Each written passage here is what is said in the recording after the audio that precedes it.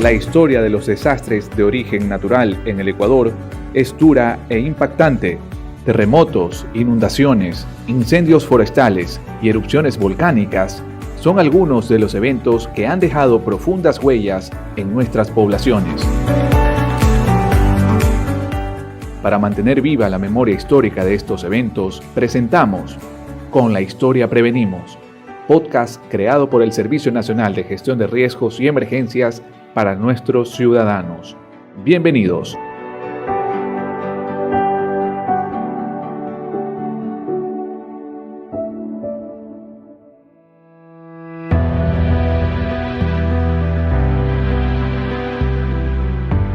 El 28 de marzo de 1996, un sismo de 5.7 grados de magnitud afectó a varias ciudades de la provincia de Cotopaxi, siendo el epicentro el cantón Pujilí. Las casas de adobe y tapia que se construyeron en esta localidad fueron las más afectadas. Tal fue así que alrededor de 800 infraestructuras registraron daños, de las cuales muchas colapsaron por completo. En esta nueva edición de Con la Historia Prevenimos, les contamos desde las voces de quienes vivieron este evento, las lecciones que dejó esta experiencia y la manera que la población se levantó para continuar con sus vidas, sin olvidar lo que la naturaleza es capaz de hacer cuando la tierra tiembla.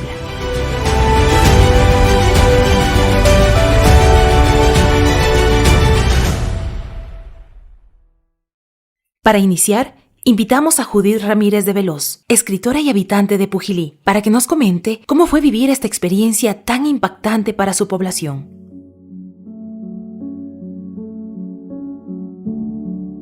Siendo las 6:08 de la tarde, tiembla la tierra.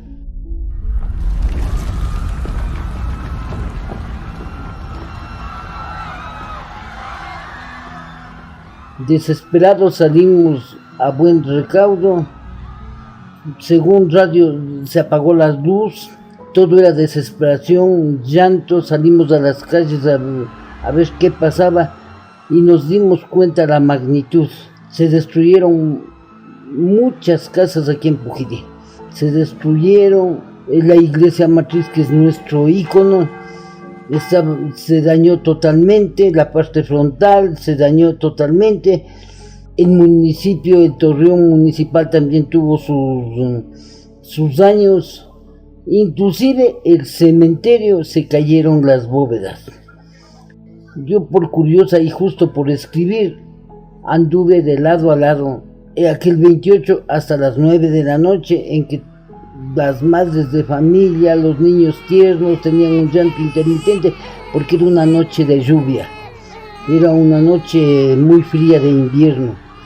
Entonces todos se desesperaban, cada quien tuvo que albergarse en los patios, en las plazas, en diferentes lugares. Improvisaron carpas, improvisaron lechos para poder amanecer. Al próximo día, el 29 de marzo, salí a darme unas vueltas por todos los lugares aledaños y me di cuenta de la magnitud en donde habían muertos. Se murió una señora María Vivas, un señor Lobato y una señora Cabrera, y varios heridos estaban en el hospital. Ahí es cuando me fui al cementerio y me causó mucha impresión lo que habían caído los cadáveres fuera de sus nichos, ya que ahí estaban los dueños de sus muertos, digamos, reconociendo. Y posteriormente esos muertos fueron reconocidos simplemente por un anillo. Ese anillo fue entregado a un hijo de aquel difunto y volvieron a enterrar a sus muertos en otros lugares. También las anécdotas del terremoto son grandes. Hay gente que no tenía, vinieron las ayudas, posteriormente vinieron las ayudas a Pujilí. Gente que tenía dinero iba a recibir esas ayudas, mientras muchos pobres no tenían ni para comer. Es decir, que por eso es que yo escribo como es las anécdotas de un terremoto y las infamias de un desastre. Porque había señoras que tenían mucho dinero y en la ciudad de Latacunga entregaban cocinas con tanques de gas, y estas señoras que tenían dinero iban a recibir, mientras los pobres no tenían nada.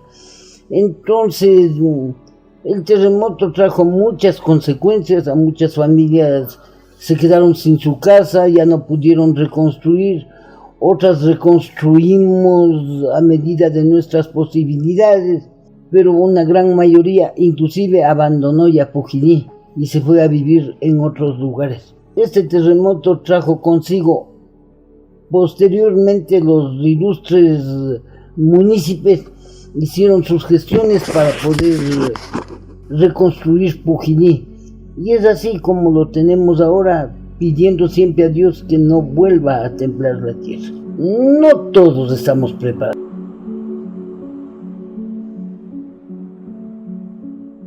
El sector Cachi Alto del Cantón Pujilí fue uno de los sitios más afectados por este sismo. Hablamos con uno de los moradores de esta comunidad. Su nombre es Segundo Huevera Caiza, quien nos relata cómo el movimiento afectó a las casas y a los habitantes de la comunidad. Era una desgracia porque las casas estaban derrumbadas, los cuisitos habían salido, estaba un desastre, ¿no? Los animalitos por ahí regados, porque no había cuidado, no se preocupaban especialmente de los animales, sino se preocupaban por la vida personal. Era un desastre, ¿verdad? La gente se lloraban. Ese rato yo era catequista en la capillita acá. La capillita tan se cayó y entonces ahí me pedían que haga rezar. Entonces nosotros pedíamos a Dios y seguía el movimiento. Bueno, no tal vez por vicio, sino por la desesperación. Había grupitos de jóvenes que tomemos un traguito que nos pase el susto, esas cosas. Entonces tomamos, ¿no? Para hasta chumarnos, sino que poner un poquito de coraje, porque seguía moviendo la tierra, bastante doloroso era. De ahí hasta que hagan las casitas, nosotros estábamos alojados en unas carpitas que nos dieron. No estábamos aquí, sino en las lomas. En las lomas ahí íbamos a estar alojados dentro de una carpita y dormíamos, y afuera cocinábamos, ¿no? Para recordar cómo se articuló la ayuda para los afectados, dialogamos con Juan Albán, líder cultural del GAD de Pujilí, quien en ese entonces fue una de las personas que tuvo que refugiarse en una de las tiendas de campaña que se habilitaron tras el sismo.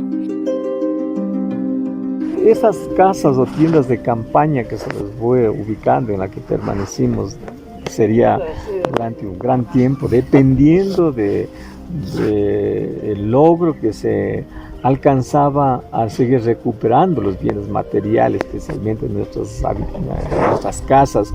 Lo que se hizo es, con las instituciones del Estado, ir dando respuesta a las necesidades emergentes. Había personas de la tercera edad, estaban personas abandonadas con la realidad de que no tenían familiares, que estaban fuera o definitivamente no tenía a nadie a quien acudir. Entonces venían las cadenas solidarias, estos centros de acopio para coger alimentación, vituallas, traernos y entregarnos, pero eran quizá espontáneas, manos que necesitaban sanar las heridas o el alimento permanente, pero teníamos que vivir con lo que Dios nos daba como buenos creyentes. Entonces el tiempo necesario para aquello fue dando el mismo tiempo. Fuimos volviendo a nuestros hogares, y con la ayuda de instituciones del Estado, el Banco de la Vivienda, la DINASE, que era de construcción de aulas del Estado ecuatoriano en ese entonces, el Estado como tal, que dio un decreto de emergencia para poder ayudar a mitigar este desastre.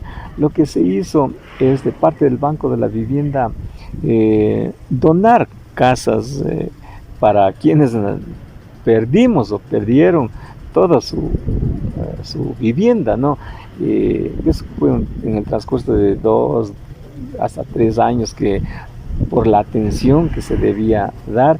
Entonces se los hacían los informes, la codificación de que amerita o no amerita la ayuda, porque hay que llenar unos requisitos para que se tabulan, y de ahí se le fue seleccionando a quienes eran beneficiarios de algunos de terreno, otros las casas. Entonces había que tener terreno para darle la casa, y muchos no la tenían porque estaban arrendados, entonces, o prestados. Entonces, en ese sentido sí hubo la ayuda del Estado. Las ONGs que están afincadas aquí en el cantón tuvieron igual una gran mano de ayuda, la mano amiga que se les denomina en ese entonces. El Cantón Pujilí cuenta con bienes inmuebles con un significativo valor cultural y patrimonial. Parte de estas infraestructuras fueron afectadas como consecuencia del sismo. Juan Albán nos cuenta cómo fue el proceso de restauración que le permitió a este cantón mantener viva su esencia estructural. Es difícil volver a su estado natural, normal, de lo que fue. Las instituciones del Estado vinieron del Estado en el orden hasta psicológico, en el orden de la conservación de la infraestructura, en el orden de cómo hay que planificarle una nueva ciudad con proyecciones futuras, pero también conservando nuestros ancestros.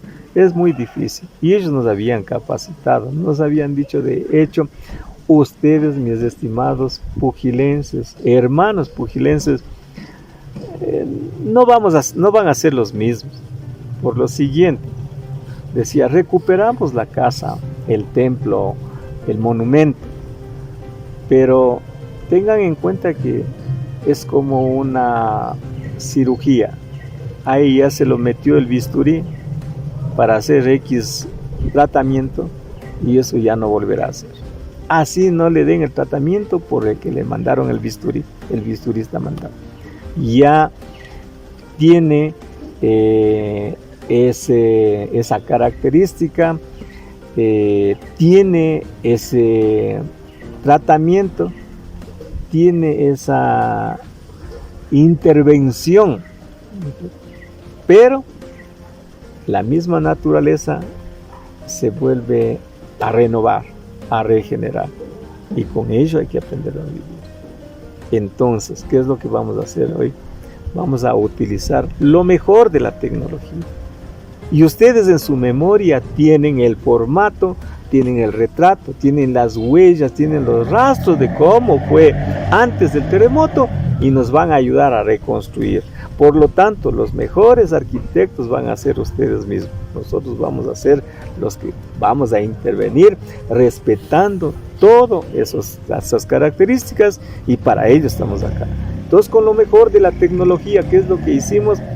Volver a esos rasgos de identidad, pero el corazón y el alma de las cosas, por ejemplo, en los casos patrimoniales, están intervenidas con cemento armado, están intervenidas con soportes que la tecnología nos han dado y nos han dicho o están plasmadas ahí de que son antisísmicas.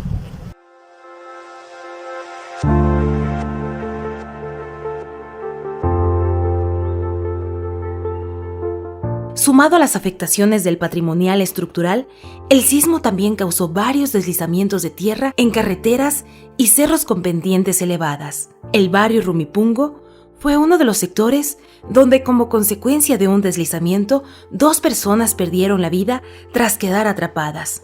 Osvaldo Tonato, morador de este sector, nos comenta al respecto. Deslave de acá. Estaba desde arriba del fondo, estaba hasta abajo deslave. Entonces había desaparecido acá unos ganaditos, ¿no es cierto? Desaparecido. La misma cosa de aquí, aquí atrás de ese árboles, había deslave. La misma cosa si fue hasta abajo, aquí había 2 personas desaparecidas. Y había, la misma cosa había como 10 chivos y borregos desaparecidas aquí dentro. Y a los 2 muertos no podían descubrir este rato, pero descubrieron para otro día. Había arrimado a un ladito lodo. a un ladito arrimado, entonces ahí le encontraron. No había ninguna gente aquí, no había nada, este plantel estaba abandonado. No había nada, estaba por el páramo, virando por esa loma, estaban por más arriba la gente. Los otros estaban en Pujilí por San Juan, así, porque no estaban por un solo lado. Estaban huidos de aquí pensando que ya va a hacer deslave y todo eso.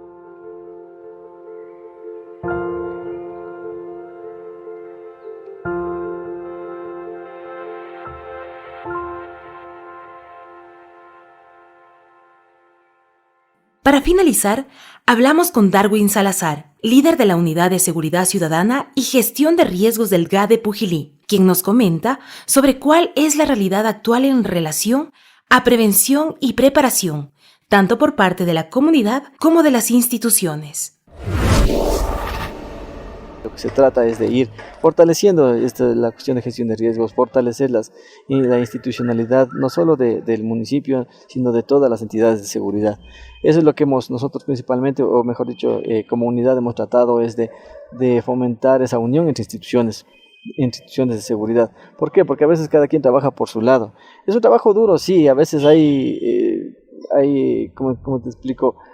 Son reacios a un cambio, son reacios a que no queremos trabajar en conjunto, pero bueno, la idea de mi parte, mientras yo esté aquí, es de eso, de tratar de trabajar entre instituciones de seguridad, apoyarnos mutuamente y no trabajar cada quien por su lado. Tengo entendido que la unidad de gestión de riesgos se creó en el 2018-19 recientemente, entonces antes imposible, no había ninguna unidad, no había ninguna coordinación. Inclusive el cuerpo de bomberos me parece que recién estaba creándose, recién tenía una autobomba pequeñita, algo así era, no recuerdo bien, pero recién no tenía mucho personal. Ahora el cuerpo de bomberos ya tiene alrededor de 30 operativos, incluido el comandante. Se van mejorando las unidades, sí, pero sí falta también mayor apoyo también en este caso y mayor gestión. Entonces, recién la unidad se creó, es reciente, y lo que se trata es de ir buscando y tratando de ir solventando las diferentes necesidades y preparándonos, ¿no? Para que la gente mismo sepa cómo actuar ante una emergencia. La idea es de seguir trabajando en el sentido de concientizar a la población, que es lo primero. Como instituciones nosotros podemos hacer muchas capacitaciones, mucha preparación a cada una de las instituciones de primera respuesta, pero si no existe la colaboración de la población, o en este caso la concientización de la población, pues vamos a seguir con esa falencia. Te reitero, nosotros como comunidad de seguridad ciudadana y gestión de riesgos también hemos intentado eso, consolidar las instituciones, preparar a las instituciones, en este caso también gestionar para que ellos también actualicen sus conocimientos. Es así que el año anterior hicimos 2 cursos, un curso del sistema de comando de incidentes básico, hicimos también un curso ya de movimientos de masa, se lo hice con la Universidad Central, con el Instituto Geofísico, se hizo con el Cuerpo de Bomberos de Quito, con la Secretaría de Gestión de Riesgos. Para este año igualmente tenemos planificado realizar nuevamente el curso de Sistema de Comandos de Incidentes básico y posterior hacer el Sistema de Comando de Incidentes avanzado. También se tiene planificado con la Universidad Central realizar una capacitación en temas de eventos peligrosos, eventos sísmicos también, pero dirigido a las instituciones de seguridad, porque si ellos no están preparados, ¿cómo vamos a preparar a la ciudadanía? Entonces nuestra misión es llegar a ellos y ir a través de las instituciones de seguridad, pues llegar a la población.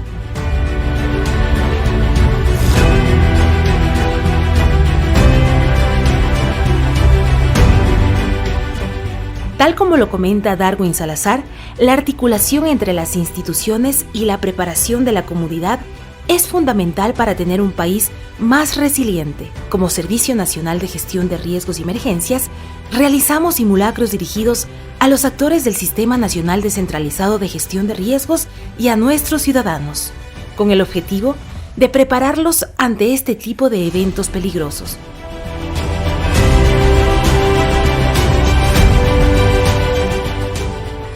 Recordamos a la población que ante un sismo debe agacharse, cubrirse y sujetarse de bases firmes. Debemos tener nuestra mochila de emergencias lista, mantener la calma e informarnos siempre por fuentes oficiales. Así finalizamos esta edición de Con la Historia Prevenimos. Agradecemos a nuestros invitados y a ustedes, nuestros ciudadanos, por siempre acompañarnos. No olviden seguirnos en nuestras cuentas oficiales. Hasta una próxima oportunidad.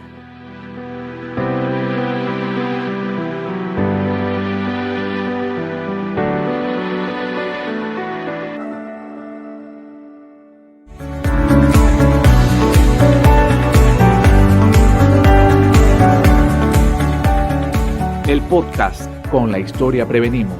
Es un producto comunicacional creado por el Servicio Nacional de Gestión de Riesgos y Emergencias para nuestros ciudadanos. Gracias por acompañarnos en esta edición. Hasta una próxima oportunidad.